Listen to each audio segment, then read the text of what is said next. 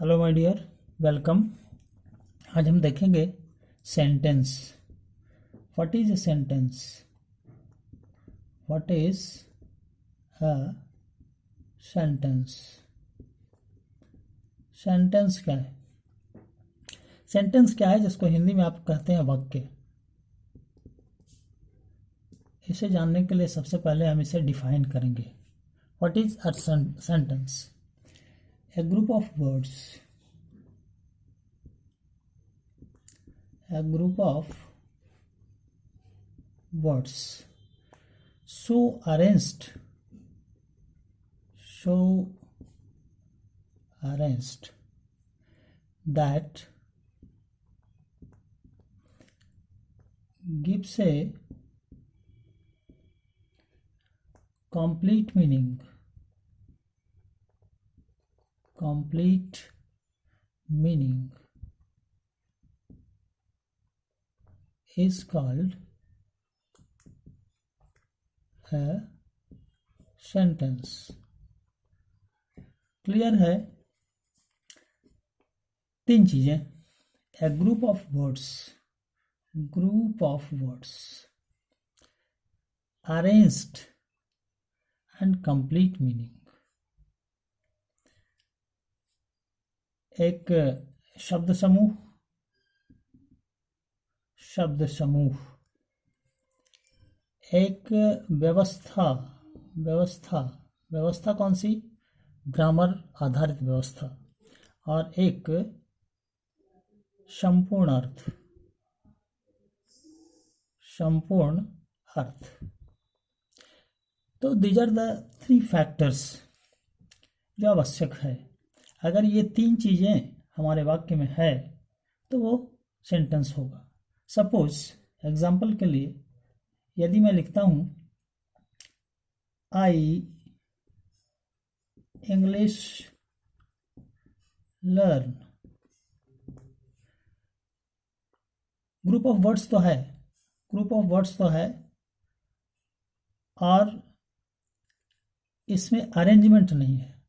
Grammar के अनुसार जो अरेंजमेंट होना चाहिए वो अरेंजमेंट इसका नहीं है, अरेंजमेंट नहीं है, ग्रुप ऑफ वर्ड्स है, और इसलिए नो मीनिंग, तो नो सेंटेंस। ठीक इसी तरह suppose she sings milk, arrangement है,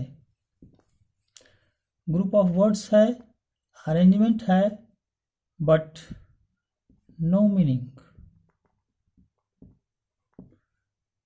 तो इस तरह से ये तीनों ही चीजें, ग्रुप ऑफ वर्ड्स का होना भी जरूरी है, ग्रामर वेस्ट अरेंजमेंट का होना जरूरी है, और एक कंप्लीट सेंस का रिफ्लेक्शन भी जरूरी है। इसलिए ये सारे सेंटेंसेस नहीं हो सकते। क्लियर है? अब हम आगे देखेंगे। ये अपने सेंटेंस का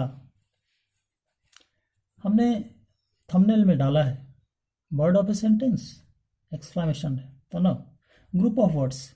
कभी कभी क्वेश्चन राइज होता है कि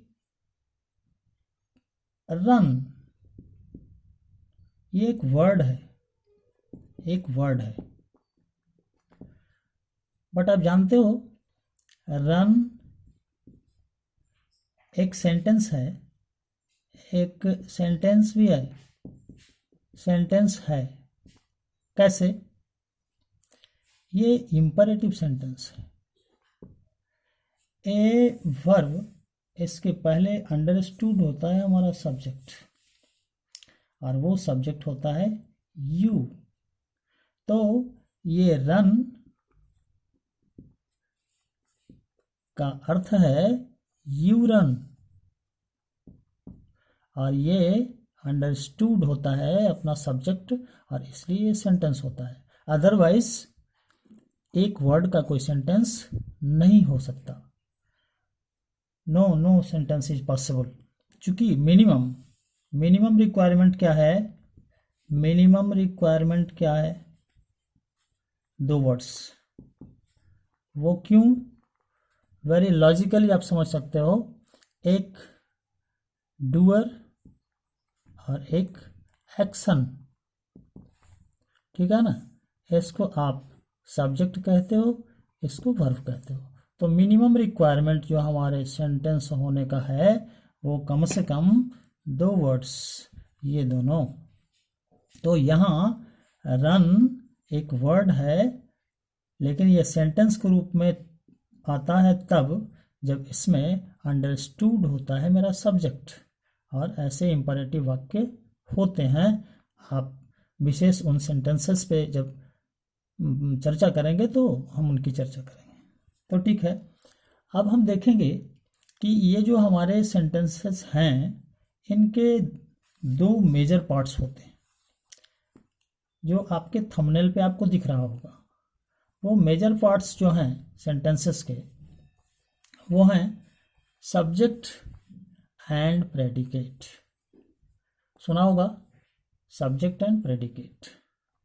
तो ये क्या है? What is this? तो these are the two major parts, these are the two major parts of a sentence. किसी भी सेंटेंस के दो मेजर पार्ट्स हैं, दो मेजर पार्ट्स, और ये है द सब्जेक्ट। आप इसे हिंदी में कहते हो उद्देश्य, और दूसरा जो है उसे हम कहते हैं द प्रेडिकेट, जिसे हम हिंदी में कहते हैं विधेय। ठीक है, बट व्हाट इज दिस? ये सब्जेक्ट क्या है? ये द सब्जेक्ट, ये क्या है? ये है बहुत सिंपल, है नाउन और प्रोनाउन, सॉरी, नाउन और प्रोनाउन about which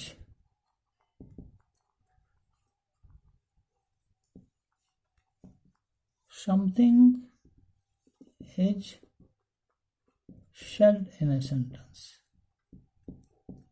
ये है वो नाउन या प्रोनाउन जिसके बारे में वाक्य में कुछ कहा गया हो। और द प्रेडिकेट क्या है? ये क्या है?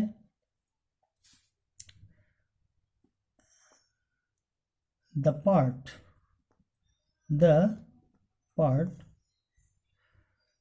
which says something about the subject, about the subject। ये है, बहुत आसानी से हम इसको समझ सकते हैं। सपोज लिखा है कि रोहन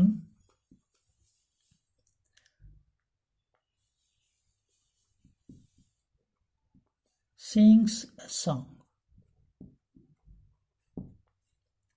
ये noun, sings a song, sings a song